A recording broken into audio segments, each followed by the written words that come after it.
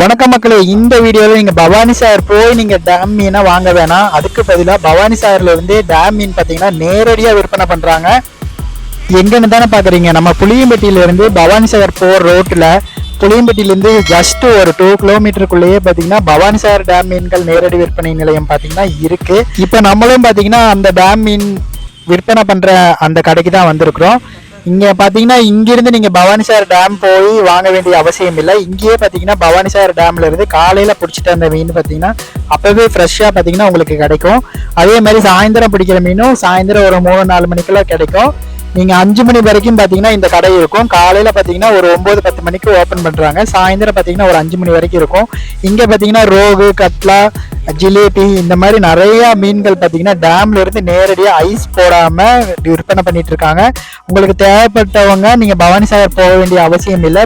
புஞ்சை புளியம்பட்டியிலேருந்து கொஞ்சம் பெஸ்ட்டு பார்த்தீங்கன்னா பஸ் ஸ்டாண்ட்லேருந்து ஒரு 1.5 கிலோமீட்டருக்குள்ளேயே பார்த்தீங்கன்னா இந்த பவானி சாகர் டேம் மீன்கள் பார்த்தீங்கன்னா விற்பனை பண்ணுறாங்க. நாங்களும் இங்கே தான் பார்த்தீங்கன்னா வாங்குறதுக்காக வந்திருந்தோம்.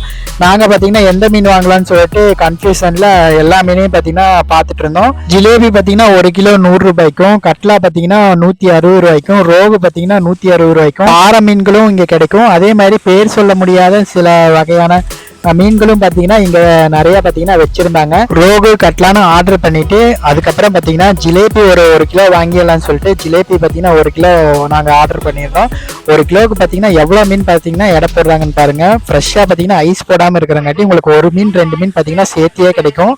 ஐஸ் போட்ட மீன் பார்த்தீங்கன்னா உங்களுக்கு ஐஸு அந்த கூலிங் பார்த்தீங்கன்னா இதாகியும் மீன் பார்த்தீங்கன்னா எடை கம்மியாக விழுவும். ஐஸ் போடாமல் இருந்தால் எடை பார்த்தீங்கன்னா கொஞ்சம் அதிக மீன்கள் பார்த்தீங்கன்னா கிடைக்கும்.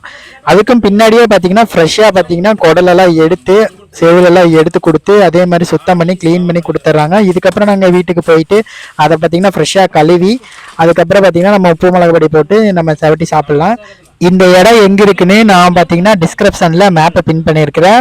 மறக்காமல் மேப்பை கிளிக் பண்ணி நீங்கள் இந்த இடம் எங்கே இருக்குன்னு பார்த்து லொக்கேஷன் பார்த்து உங்கள் வீட்டு பக்கத்தில் இருந்துச்சுன்னா நீங்கள் பார்த்தீங்கன்னா வாங்கி ட்ரை பண்ணி பார்த்துட்டு எப்படி இருக்குன்னு கமெண்ட் பாக்ஸில் கமெண்ட் பண்ணுங்கள். நாங்கள் மட்டும் மீன் வாங்கலை, எங்களுக்கு முன்னாடி பார்த்தீங்கன்னா ஒரு 10 பேர் பார்த்தீங்கன்னா மீன் வாங்கி வெட்டிட்டு இருந்தாங்க. அவங்களெல்லாம் வெட்டி முடிச்சுட்டு நாங்கள் பார்த்தீங்கன்னா லைனில் தான் போட்டிருந்தோம். கிட்டத்தட்ட பார்த்தீங்கன்னா ஒரு 1/2 hour ஆயிடுச்சு. அப்போனா இங்கே எவ்வளோ பேர் வந்து மீன் வாங்கிட்டு போயிருப்பாங்க நீங்களே நினச்சி பாருங்கள். காலையில் பார்த்தீங்கன்னா ஒரு 10:30 மணிக்கு நாங்கள் வந்திருந்தோம். வெயிட் பண்ணாலும் பரவாயில்ல, பார்த்தீங்கன்னா நீட்டாக பார்த்தீங்கன்னா க்ளீன் பண்ணி நம்மளுக்கு பார்த்தீங்கன்னா மீனை நம்ம ஃப்ரெஷ்ஷாக கொடுத்துட்டாங்க. இதுக்கப்புறம் நம்ம வீட்டுக்கு போயிட்டு நம்ம வேலையை பார்க்க வேண்டியதான். இந்த கடை உங்கள் வீட்டு பக்கத்துலேயோ உங்கள் லொக்கேஷன் பக்கத்துலேயோ இருந்திருந்தால் உங்கள் ஃப்ரெண்ட்ஸ் அண்ட் ஃபேமிலிக்கு பார்த்தீங்கன்னா ஷேர் பண்ணி இங்கேயும் பார்த்தீங்கன்னா வாங்கி நீங்கள் ட்ரை பண்ணி பார்த்துட்டு எப்படி இருக்குன்னு கமெண்ட் பாக்ஸில் கமெண்ட் பண்ணுங்கள்.